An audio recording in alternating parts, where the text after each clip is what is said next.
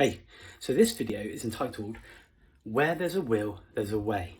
This family here, they've got to move out of their house, sadly, for about a month because they've got asbestos and they're getting it all removed. And so they're going to go and live in a caravan in the garden. And they've asked me to install an outdoor socket, which is all well and good. But the problem is this is just obsolete now. And I can't alter it. I can't do any changes to this circuit at all. The only thing I could do is maybe change that to an A-type, but I bet you I could find it, but I thought there was a better solution.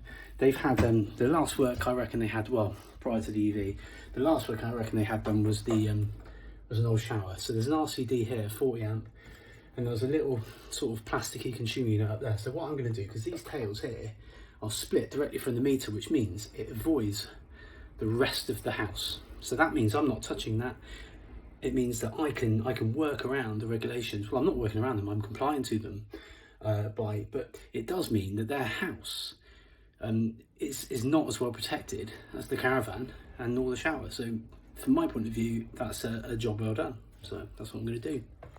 Right, yeah, so this is now the new consumer unit. It's been split there at the tails. So this now has the Type A RCD for the outdoor socket, and the shower is now Type A RCD.